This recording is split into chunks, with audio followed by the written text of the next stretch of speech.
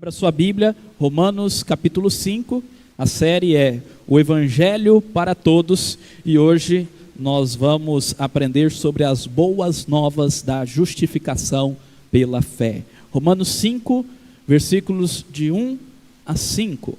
O texto diz assim: justificados, pois, mediante a fé, temos paz com Deus, por meio do nosso Senhor Jesus Cristo, pelo qual obtivemos também acesso pela fé a esta graça na qual estamos firmes, e nos gloriamos na esperança da glória de Deus. E não somente isto, mas também nos gloriamos nas tribulações, sabendo que a tribulação produz perseverança, a perseverança produz experiência, e a experiência produz esperança. Ora, a esperança não nos deixa decepcionados, porque o amor de Deus é derramado em nosso coração pelo Espírito Santo que nos foi dado.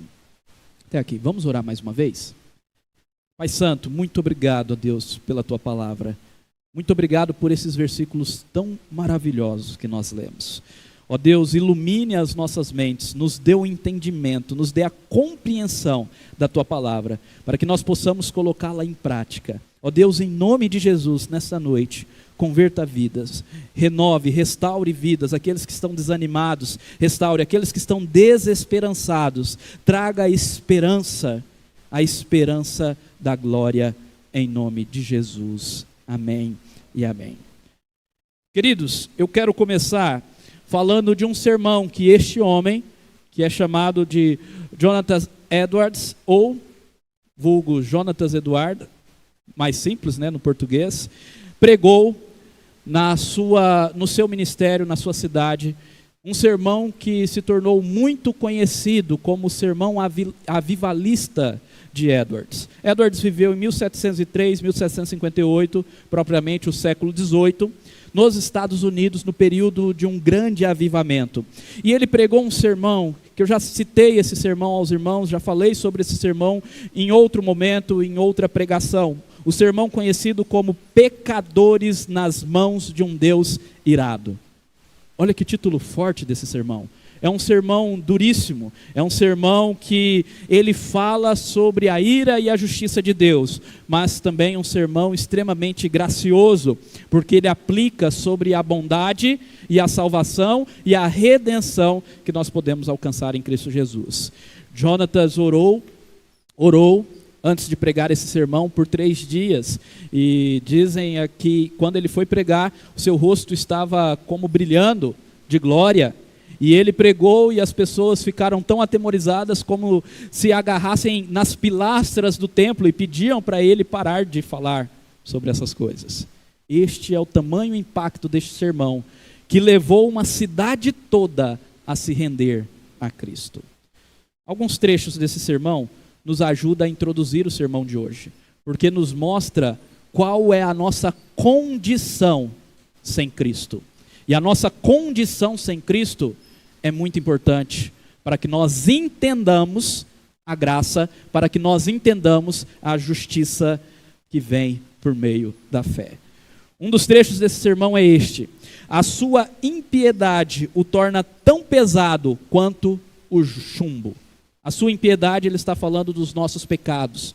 Os nossos pecados nos tornam tão pesados quanto o chumbo, e o faz tender para baixo, com grande peso e pressão, rumo ao inferno. E Jonatas continua dizendo que existe um terrível perigo para nós. Considere o terrível perigo em que você está. Você está pendurado em um fio muito tênue, e as chamas da ira divina ao redor dele, prontas a cada momento a queimá-lo, e queimá-lo totalmente. E nada você tem em que segurar para salvar a si mesmo, nada que possa fazer para levar a Deus a poupá-lo, por mais um momento. O que Jonatas está falando? Está falando que por causa dos nossos pecados, o que nós merecemos é a ira de Deus, e nada do que nós venhamos fazer pode fazer com que Deus venha nos poupar dessa ira. Por quê? Porque tudo o que eu venha fazer não é suficiente para aplacar a ira do Deus justo. Essa ira não é uma ira como a nossa, uma ira pecaminosa. É uma ira santa, é uma ira justa, é uma ira que retribui conforme a justiça, conforme merecemos. E merecemos condenação por causa do insulto, por causa do pecado. Porque os nossos pecados nos faz tão pesados quanto o chumbo e nos faz tender para baixo. Agora, o texto que nós lemos, nós temos uma resposta a isso daqui. Se, por um lado, nós olhamos que o homem, por sua própria conta, por sua própria justiça, está fadado à condenação, por outro lado, nós temos a graça e o perdão. E é sobre isso que a carta de Romanos nos fala. É sobre este assunto que Paulo escreve aos irmãos em Roma e também a nós, sobre o Evangelho. Paulo escreve essa carta, como nós temos aprendido, para a igreja de Roma, com o propósito de visitá-los e ser por eles enviados para a missão na Espanha. A proposta de Paulo é que ele venha passar algum tempo com os irmãos, para conhecer os irmãos, para entender o que os irmãos estavam passando, para ali com os irmãos ensinar algumas coisas, consolar os irmãos e mais. E mais, Paulo, ele quer que os irmãos de Roma invista nele para que ele seja enviado à Espanha para pregar o Evangelho. Paulo era um missionário itinerante. E a Espanha era o último lugar que lhe faltava para pregar o Evangelho, eram os confins da terra naquela época, e ele queria chegar até lá. E por isso ele escreve uma carta expondo o Evangelho, ensinando por que todos, tanto gentios como judeus, precisam do Evangelho, porque nós precisamos do Evangelho, porque os espanhóis precisam do Evangelho, porque os religiosos precisam do Evangelho. E Paulo afirma que todos pecaram e estão destituídos da glória de Deus, afastados. Danilo citou isso, citando um texto de Isaías 59, quando nos é dito que os nossos pecados fazem separação entre nós e o nosso Deus. Linguagem tecnológica, nós fomos criados conectados a Deus, o pecado nos desconectou.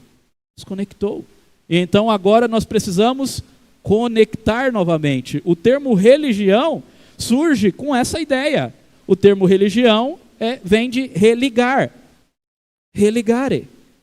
Porque a ideia é de conectar novamente ao divino. Qual que é o problema?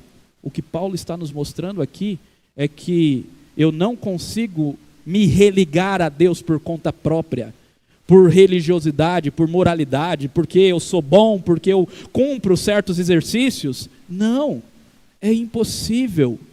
É necessário que o próprio Deus venha, haja, para poder me conectar novamente a Ele. E isso é o Evangelho. Então, todos pecaram. E ninguém é capaz de alcançar a salvação diante de Deus por suas próprias obras ou sua própria justiça. Ele também afirma, nessa mesma passagem, no capítulo 3, que nós somos justificados, por outro lado, gratuitamente. Somos justificados gratuitamente por sua graça, mediante a redenção, a libertação, a salvação que há em Cristo Jesus. Se todos pecaram e estão afastados da glória de Deus, existe uma mensagem de salvação. Cristo Jesus nos resgata. É sobre isso que Romanos nos diz. Nessa certeza da redenção através da justiça de Cristo, que Paulo expõe a maravilhosa doutrina da justificação pela fé somente. Uma doutrina que nós já estamos aprendendo há alguns domingos, que diz respeito ao fato de Deus justificar o pecador. Justificação do pecador, justificar o pecador é um ato de Deus. É um ato de Deus, não é um ato meu. É um ato de Deus de imputar, de colocar a justiça de Cristo em mim, em nós, que cremos, nos declarando justos em sua presença. Ele diz o seguinte, ele olha para nós e diz, não há mais condenação, vocês são justos diante de mim, não pelas suas obras, mas pela obra de Cristo. Não porque merecemos, mas porque Cristo em quem cremos, mereceu em nosso lugar. E essa é a mensagem do Evangelho. Paulo diz, porque o salário do pecado é a morte. Lá em Gênesis. Lá em Gênesis 3 nós temos isso. Gênesis 2 diz: o dia que vocês comerem, vocês morrerão. Comeram e Jesus amaldiçoou o homem dizendo: olha, você vai morrer, ao pó você voltará. Do pó você foi criado, ao pó você tornará. Você irá morrer. O salário do pecado é a morte, mas o dom, o presente gratuito de Deus é a vida eterna em Cristo Jesus, nosso Senhor. Um texto de Romanos 6 que nós vamos ver adiante. Mas o que há de novo em nossas vidas após sermos justificados por Deus? Essa é a pergunta que nos motiva a entrar nesses 5 primeiros versículos de Romanos 5. O que há de novo? O que há de novo? Quais são os benefícios novos em nossas vidas após sermos justificados por Cristo, após sermos justificados por Deus mediante a fé, graças à obra de Cristo? O que há de novo em nossas vidas? O que muda? Algumas coisas maravilhosas. A primeira coisa, boas novas da justificação da fé. O que nos muda, ou o que muda em nossas vidas, é um novo relacionamento com Deus. A partir da justificação, nós temos um novo relacionamento com Deus. Observem comigo o versículo 1. Justificados, pois, mediante a fé. Nós temos a primeira expressão, justificados. Paulo está falando da justiça que recebemos em Cristo. O que é interessante é que está no passado, porque a justificação é um ato que Deus concede, que Deus opera em nós, e algo que já aconteceu, acontece uma vez por todas. Não é algo que continua acontecendo. Não, uma vez por todas Ele nos justifica. No exato momento que nós cremos, então Ele já imputa a justiça de Cristo em nós, e nós podemos então ser aceitos na sua presença. Nós somos declarados justos em um ato só. Claro que a santificação, que é outra coisa, acontece paulatinamente, gradualmente. Gradualmente nós somos santificados, mas a justificação é um ato único, uma única vez. Justificados, pois, mediante a fé, então temos paz com Deus, por meio do nosso Senhor Jesus Cristo. Observem que o texto não está dizendo que nós temos a paz de Deus, apesar de que a paz de Deus ela é muito importante para nós. Mas o texto está nos falando que nós temos a paz com Deus. Por quê? Porque antes dessa realidade de paz, nós éramos inimigos de Deus. Inimigos no sentido de estarmos debaixo da ira. É o sermão do Jonathan Edwards, como eu mostrei para os irmãos. Os nossos pecados nos afastam de Deus. Os nossos pecados, as nossas iniquidades fazem com que, como se fosse um chumbo em nossas vidas, fazem com que nós sejamos levados para baixo, para a ira, para o inferno. Então, antes da graça, quando Deus olha para nós, quando Deus olha para aqueles que ainda não se renderam a Cristo, Ele olha com justiça, com ira. Não há amizade, há inimizade por causa dos pecados, por causa da ofensa. Não há relacionamento, há só oposição. Os vossos pecados fazem separação entre vós e o vosso Deus. Agora não, agora é diferente.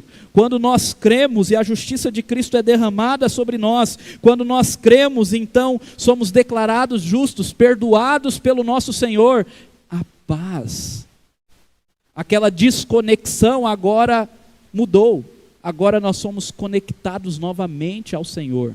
E eu quero que vocês observem que não é conforme o nosso esforço. O texto diz: justificados, pois, mediante a fé. Nós só cremos, mas crer aqui não é um ato que nos imputa glória, como se eu pudesse bater no peito e dizer, mas eu criei.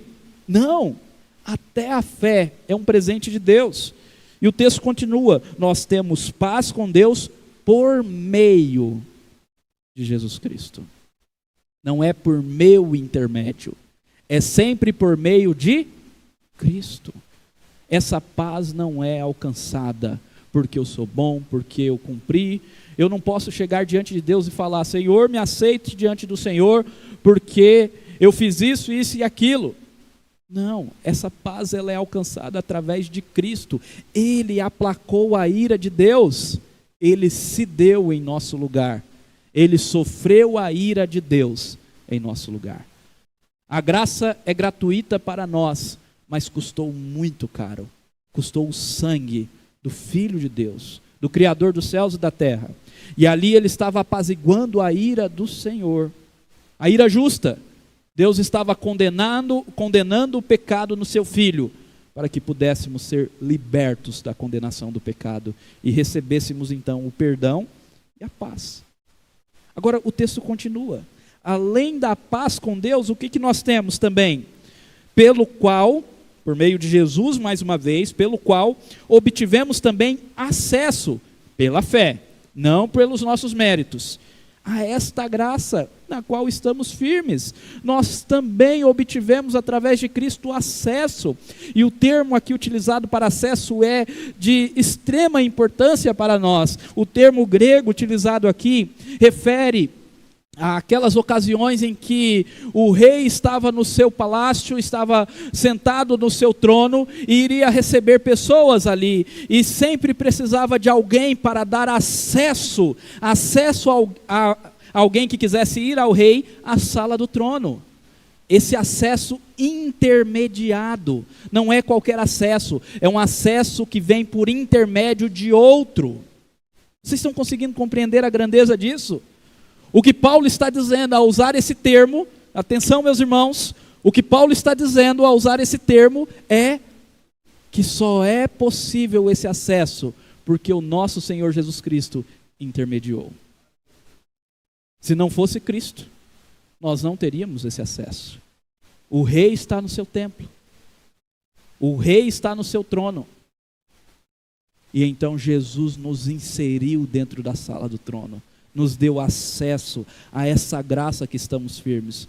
Então o que nós temos aqui? Nós temos a resolução de dois problemas. O primeiro problema é o problema da culpa do pecado. Ele resolve o problema da culpa do pecado como? Nos declarando justos, nos dando paz, perdão. Agora o segundo problema é o problema da alienação. E ele resolve também o problema da alienação. Nós, antes de Cristo, estávamos alienados. Cada ovelha se desgarrava para o seu próprio caminho. Todos nós, como ovelhas sem pastor. Cada um indo para aquilo que se achava certo. Cada um no seu próprio ídolo. Cada um na sua própria filosofia e ideologia. Então, o nosso Senhor Jesus Cristo nos traz para perto do Pai. Ele resolve o problema da alienação. Nós temos um novo relacionamento com Deus. Que coisa maravilhosa. Que coisa maravilhosa.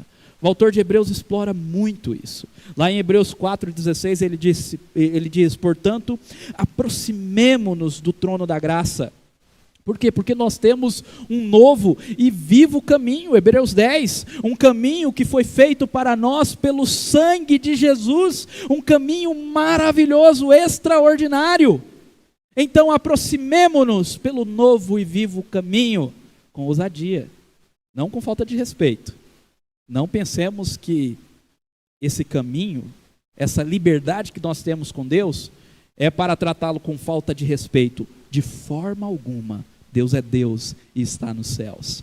Mas com ousadia, com confiança, aproximemo-nos ao trono da graça com confiança, a fim de recebermos misericórdia e encontrarmos graça para ajuda em momento oportuno. O que está sendo dito aqui? Está sendo dito que em qualquer momento eu posso orar e ter livre acesso a Deus, posso interceder, posso pedir a Deus e colocar diante dele os meus pedidos, posso adorá-lo. O Danilo falou sobre o véu que se rasgou. Vocês sabem o que é essa expressão? A que se refere isso? O véu que se rasgou se refere a um véu que existia, uma cortina densa, espessa, que existia no templo, nos tempos de Jesus e antes de Jesus, no templo de Salomão e também no tabernáculo. E essa cortina separava dois lugares, um lugar mais isolado chamado Santo dos Santos e um lugar mais geral chamado Santo Lugar. O Santo Lugar só os judeus homens podiam entrar. O Santo dos Santos, somente o sumo sacerdote uma vez por ano entrava para oferecer sacrifício, e ali simbolizava a presença de Deus. E as mulheres e também outros, às vezes alguns gentios, ficavam no pátio. Existia um pátio específico para as mulheres. Olha só como que o acesso a Deus, ele não era para todos, ele não era acessível por causa dos nossos pecados. Mas então, a palavra do Senhor diz que no momento da morte do nosso Senhor Jesus Cristo, houve um terremoto. Pessoas ressuscitaram por causa desse terremoto. Um centurião disse: esse daí realmente era o Filho de Deus. E o véu do templo se rasgou. O véu se rasgou, e não de baixo para cima, não foi o homem que rasgou. De cima a baixo. É Deus que rasgou o véu. É Deus que rasgou o véu. E hoje nós temos livre acesso. É sobre isso que canta aquele cântico, Jesus em tua presença. O véu que separava já não separa mais. Pois um dia a sua morte nos deu livre acesso ao coração do Pai. A sua morte. É isso. Um novo relacionamento com Deus. Você tem livre acesso. Aonde quer que você esteja, você tem acesso à presença do Senhor. Em segundo lugar, uma nova esperança que não nos decepciona. Um novo relacionamento com Deus, mas também uma nova esperança. Na sequência do versículo 2, nós lemos o seguinte: e nos gloriamos na esperança da glória de Deus. A expressão gloriar aqui é como exultar, regozijar. Claro que Paulo não está falando do gloriar no sentido ruim do termo. Às vezes nós usamos pessoa que se gloria num sentido ruim, no sentido de vangloriar. Vangloriar é uma glória vã, é uma pessoa vaidosa, é uma pessoa orgulhosa, é uma pessoa que se acha. Não é isso que Paulo está falando, porque ele não está se gloriando em si mesmo, ele está se gloriando em Deus, ele está se gloriando na esperança da glória, ele está exultando. A ideia é de alegria, é de exultar. Algumas traduções vai trazer dessa forma, alegria ou exultação. E ele está dizendo: uma vez que eu tenho esse livre acesso a Deus, agora eu exulto em quê? Na esperança da glória. Glória, esperança da glória pode se referir a algumas coisas nas Escrituras Sagradas. Primeiro, aquela glória que sacia o nosso coração, a glória de Deus que é derramada em nossos corações e por ela nós somos transformados. Essa glória que nós vivemos dia após dia buscando para saciar o nosso coração. A glória de Deus é a única coisa que pode saciá-lo. A única coisa que sacia o nosso coração é a glória de Deus. Mas também pode se referir à glória futura. Essa glória que sacia o nosso coração já é presente, e nós a recebemos todas as vezes que lemos a palavra, todas as vezes que oramos, todas as vezes que cultuamos. Nós podemos ver essa glória, majestade de Deus e sermos saciados por ela.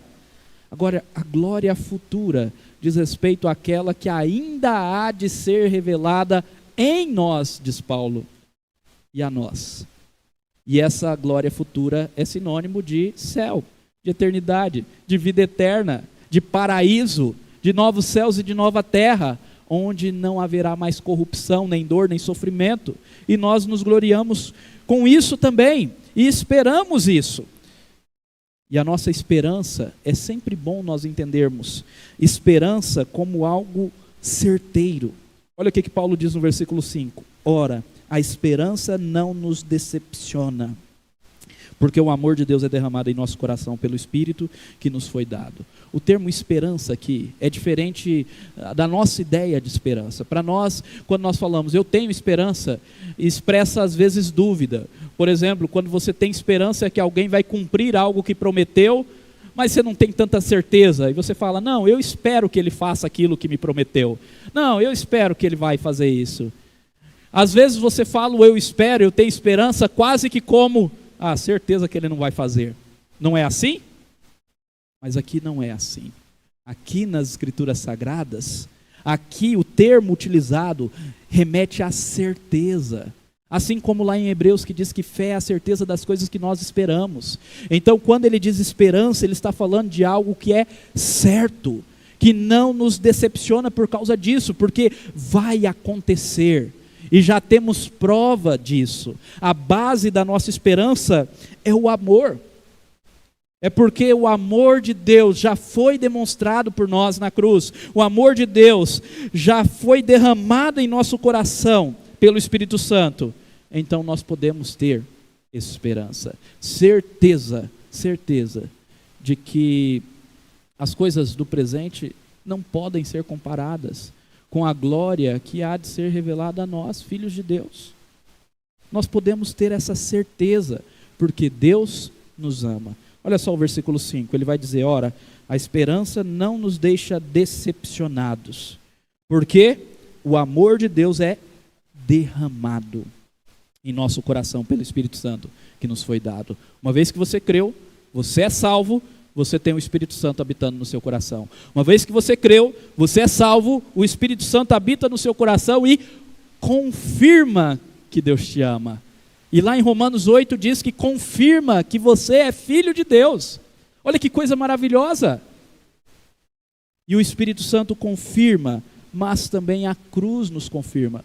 Paulo ele vai usando argumentos, e esse outro argumento da cruz, a partir do versículo 6, nós vamos ver só na sexta-feira. Não falte na sexta-feira, para você não perder essa exposição maravilhosa da cruz. Ele está dizendo, olha, não só o Espírito Santo confirma nos nossos corações que somos amados, e por isso essa esperança não nos decepciona, é certeza que teremos a glória, como também podemos confiar pelo fato de Cristo Jesus já ter morrido por nós na cruz, sendo nós ainda pecadores. Ele nos ama, e existem evidências internas, interiores no nosso coração através do Espírito Santo, e exteriores, que nós podemos olhar. A cruz é algo histórico, é algo palpável, que nós podemos sempre olhar como prova de que Deus nos ama, e nós podemos ter certeza disso. É isso que Paulo está dizendo.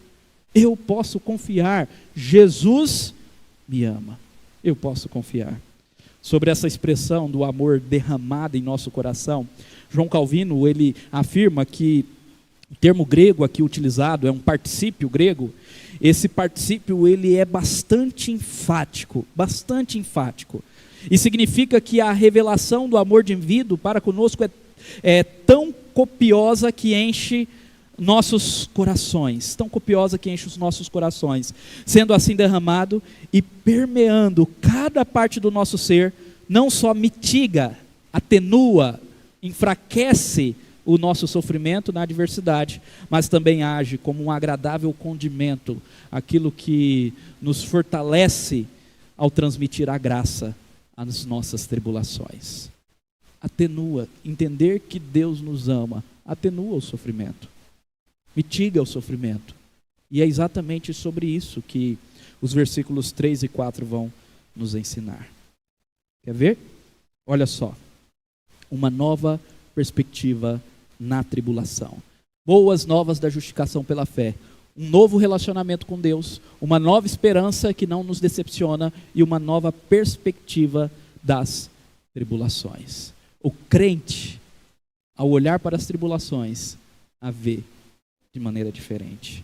E isso é maravilhoso. O versículo 3 nos diz, e nos gloriamos, e não somente nisso, não somente nos gloriamos na esperança da glória, mas também nos gloriamos nas tribulações. Nos alegramos, exultamos, regozijamos nas tribulações. O que Paulo está dizendo? Claro que Paulo não é masoquista, claro que Paulo não está dizendo para nós amarmos a tribulação pela tribulação. Claro que Paulo não está caindo num estoicismo, aonde nós precisamos reprimir tudo que sentimos e por aí vai. Não, Paulo está falando que nós conseguimos enxergar a tribulação de maneira diferente. O cristão não fica desesperado em meio à tribulação, porque ele consegue vê-la de outra forma. Até porque a sua redenção foi por meio do sofrimento. Deus consegue tirar algo bom do sofrimento. Lembra de Jó? Nós estudamos Jó. Deus consegue tirar algo bom e tirou através do sofrimento do seu filho. Ele nos salvou. Então nós vemos as tribulações de maneira diferente. Sem Cristo, sem graça, sem justificação, sem paz. Toda vez que uma tribulação vem sobre nós, nós pensamos que o que está acontecendo? Deus está nos castigando, Deus está nos condenando, Deus está bravo conosco, por isso a tribulação. Meus irmãos, isso é tão comum. Ao estudar esse texto, ao ouvir alguns sermões, um deles eu passei para o Danilo, eu aprendi muito sobre esse texto, e muitas vezes nós caímos nisso.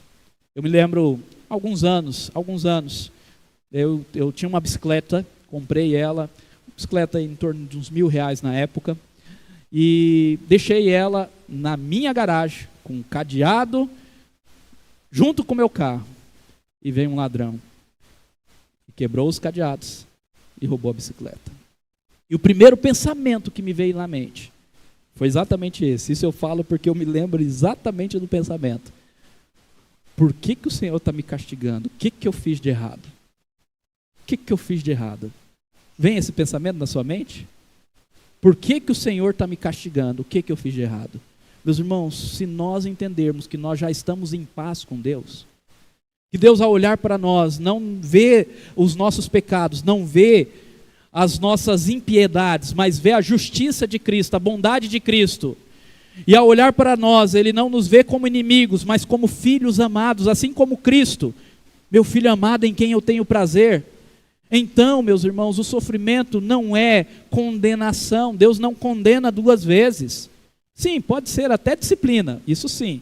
Porque Deus disciplina os seus filhos porque ama, assim como um pai disciplina o seu filho. Mas condenação jamais. Como que Deus condena a Cristo e me condena também pelo mesmo erro? Será porventura Deus injusto? Jamais. O sofrimento não é condenação de Deus. O sofrimento deve ter outro propósito para nós. E nós precisamos enxergar com outros olhos o sofrimento. E é isso que Paulo está dizendo. Nós também nos gloriamos nas tribulações. Exultamos nas tribulações. Por quê? Porque a tribulação produz perseverança. Ele mostra um propósito, um fim, um telos. Em grego, telos significa fim, propósito. Para o sofrimento. E ele vai dizer, olha, o sofrimento produz perseverança. Porque se você sofre e persevera, isso é bom. A fé cristã tem a ver com perseverança. Uma das virtudes cristã é perseverança. Precisamos perseverar. E nós cremos que Deus nos fará perseverar até o fim, se somos verdadeiramente cristãos. Até isso depende dele. É Ele que vai nos manter firmes até o final. Porque é aquele que começou a boa obra em nossa vida há de terminá-la. Então a tribulação produz perseverança. Você está sofrendo, meu irmão? É porque Deus quer que você persevere, vá adiante. Ele não dá a nós acima, além das nossas forças. Então persevere. A perseverança produz experiência. Experiência por já ter passado por isso. Experiência por saber o que é este sofrimento. Experiência para ajudar outros. Ajudar outros que estão passando por essas dificuldades. Então perseverança, experiência, e a experiência produz esperança, mas não esperança duvidosa. Nós já aprendemos isso. Uma esperança que não decepciona. A experiência faz com que nós nos mantemos ou venhamos a estar mais firmes ainda na esperança da glória. Olha que coisa maravilhosa. Na certeza, esse texto eu já citei algumas vezes, agora aparecendo aqui também nos slides, na certeza de que as aflições deste tempo presente não podem ser comparadas com a glória em que nos há de ser revelada, com a glória que será revelada em nós. Amém? E uma certeza que nós podemos ter também é que em todas essas coisas já somos mais do que vencedores. Olha que texto maravilhoso esse texto de Romanos 8. Nós não vamos chegar lá. Danilo citou o texto, nós não combinamos, nós nunca combinamos, e ele sempre cita os meus textos na liturgia, tudo pela divina coincidência. E olha que texto maravilhoso, divina providência. Aquele que não poupou o seu próprio filho, mas por todos nós o entregou, será que não nos dará graciosamente com ele todas as coisas? Aqui está fazendo o exercício que nós vamos fazer na sexta-feira da paixão, olhar para a cruz, olhar para aquilo que Cristo já fez. Porque às vezes, quando nós estamos passando pelo sofrimento, nós recebemos algumas frases que não são falsas, são verdadeiras, mas que parecem tão vazias, tão distantes. Por exemplo, Deus é Pai, Deus é bom, você vai vencer, continua firme, vai dar certo. Nós recebemos frases que parecem tão vazias. O que Paulo está fazendo não é isso. O que Paulo está dizendo é: para de olhar para conceitos vazios e olhe para algo que é uma realidade histórica, para algo que de fato aconteceu, para a cruz. Ele já provou o seu amor para conosco. E se Deus não poupou o seu único filho, mas Ele entregou o seu filho por nós, o que são as outras coisas? O que é aquele problema que você tem enfrentado? O que é a conversão dos seus filhos? O que é os seus trabalhos acadêmicos? O que é o seu desafio no trabalho? O que são todas essas coisas? Não são nada, porque Deus não poupou o seu próprio filho ao nosso favor. Não estou dizendo também que você vai ter sucesso da maneira que você acha que é sucesso em todas essas coisas. Somente aquilo que o Senhor preparou para você. Mas eu sei de uma coisa, não vai faltar nada do que é necessário para você cumprir o propósito de Deus na sua vida. Não vai faltar. Porque quem vai nos separar do amor de Cristo? Quem nos separará do amor de Cristo? Será a tribulação, a angústia, ou a perseguição, ou a fome, ou a nudez, ou o perigo, ou a espada? Mesmo que venhamos sofrer todas essas coisas, e de fato sofremos, porque está escrito, por amor de ti somos entregues à morte continuamente, fomos considerados como ovelhas para o matadouro, mas em todas estas coisas somos mais do que vencedores, por meio daquele que nos amou. Porque eu estou bem certo de que nem morte, nem vida, nem anjos, nem principados, nem coisas do presente, nem do porvir, nem poderes, nem altura, nem profundidade, nem qualquer outra criatura poderá nos separar do amor de Deus, que está em Cristo Jesus, nosso Senhor. Mais uma vez voltamos para o amor, que é derramado em nosso coração através do Espírito Santo. Para vencer a tribulação, precisamos ter plena convicção do amor do Senhor por nós. Amém? Por fim, eu quero só mostrar aos irmãos um detalhe maravilhoso desse texto, que está não apenas nos 5 primeiros versículos, mas até o versículo 11. Novos motivos para nos gloriar. As boas novas da justificação pela fé também traz a nós novos motivos para nos gloriar. Enquanto os judeus se gloriavam na sua religiosidade, os filósofos se gloriavam na sua moralidade, na sua filosofia, no seu estoicismo e por aí vai. Paulo, ele nos dá novos motivos para nos gloriar. E o texto apresenta 3, que nós já destacamos 2. Olha só, versículo 2, ele fala que se gloria na esperança da glória. No versículo 3, e não somente isto, mas também nas tribulações. Já aprendemos sobre isso, uma perspectiva nova em relação ao sofrimento.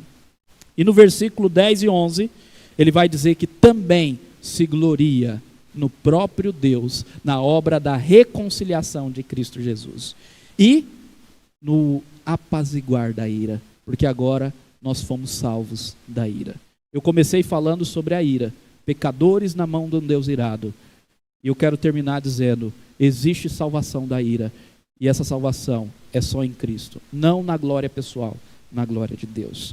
Olha aqui que diz o versículo 10, versículo 11. Olha aí, acompanhem comigo. Porque se nós, quando inimigos, fomos reconciliados com Deus mediante a morte do seu Filho, muito mais, estando já reconciliados, seremos salvos pela sua vida. E não apenas isto, mas também nos gloriamos em Deus, por meio do nosso Senhor Jesus Cristo, mediante o qual recebemos agora a reconciliação.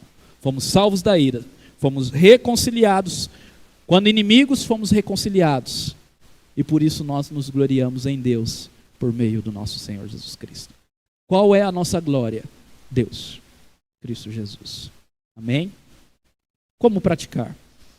Bem rapidamente, 4 aplicações. Pergunta: qual é a base do seu relacionamento com Deus? Qual é a base do seu relacionamento com Deus? Irmãos, algum tempo atrás, pastoreando um irmão, e esse irmão é conhecido também do conselho, um irmão que estava vivendo numa atitude pecaminosa, e o conselho o repreendeu. E uma das mensagens que ele respondeu ao conselho, rejeitando o pastoreio do conselho, foi: eu estou em paz com Deus, não preciso de vocês. Eu estou em paz com Deus, não preciso de vocês.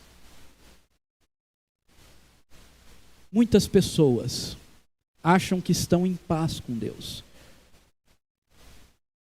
mas a base do seu relacionamento com Deus está errada. Às vezes a base do seu relacionamento com Deus é a sua própria arrogância, seu orgulho, sua vaidade, sua capacidade de ser bom.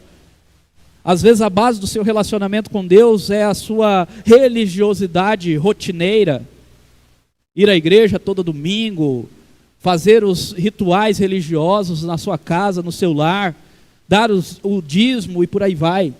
Às vezes a base do relacionamento com Deus é um entendimento errado de que Deus é amor e tudo bem, posso viver dissolutamente, pecaminosamente, mas está tudo bem. O entendimento da graça barata, da graça que não custou nada. E mais uma vez, a graça não nos custa nada, mas custou algo muito caro, o sangue do Criador. Qual a base do seu relacionamento com Deus? Meu querido irmão, se é a sua própria justiça, arrependa-se. Se arrependa de sua vaidade. Não há paz com Deus sem Cristo. Não há paz com Deus sem Cristo. Não existe paz com Deus sem Cristo, sem arrependimento e sem verdadeira conversão. Cuidado com o auto-engano. Eu estou fazendo essa primeira aplicação principalmente aos crentes de carreira, aos crentes antigos. Cuidado com o auto-engano. O auto-engano é pensar que está tudo bem e não está nada bem. Cuidado com o auto-engano. Faça um autoexame. Não caia nisso. Só Cristo deve ser a base do nosso relacionamento. Creia no Senhor Jesus. Se você ainda não creu, se renda a Ele. Faça dele o seu Senhor e seu Salvador. Justificados, pois, pela fé. Esse presente da salvação a gente recebe gratuitamente pela fé. Custou muito caro, mas Deus nos dá de graça. Então creia e receba a graça da justificação, da paz com Deus, do acesso pleno à sua presença, o acesso inclusive para colocar os seus pedidos. Não há mais ira para nós, não há mais condenação para aqueles que estão em Cristo Jesus. Outra pergunta: em que você tem se gloriado? Ou se vangloriado? Se gloriado nas coisas de Deus, amém, aleluia. Agora, se vangloriado em si mesmo, é a mesma coisa da primeira aplicação. Se arrependa e volte-se para o Senhor. Agora exulte, glorie-se, alegre-se na esperança da glória, nas tribulações e no Deus de amor que te reconciliou. Mesmo que venha passar tribulações, alegre-se. Alegre-se no Senhor. O Tim Keller diz: a alegria é a grande marca de uma pessoa justificada. Se você entendeu bem o que é a justificação, o que é o perdão, o que é o acesso a Deus que nós temos através de Jesus Cristo, então você deve ser uma pessoa alegre. Se alegra, se alegre, se alegre, mesmo em meio ao sofrimento. Alegre-se no amor de Deus. Olhe para o sofrimento com outros olhos. Entenda primeiro, vai passar. Vai passar. Meus irmãos, nenhum sofrimento é eterno. Vai passar. E se você é de Cristo, essa terra é o único lugar que você vai sofrer. Essa terra é o único inferno que você vai sofrer. Porque o que nos espera é glória, é céu, é paz. É um local que não há sofrimento algum. Creia nisso. Descanse nisso e continue firme, persevere até o fim. Vamos orar? Curva sua cabeça e ore.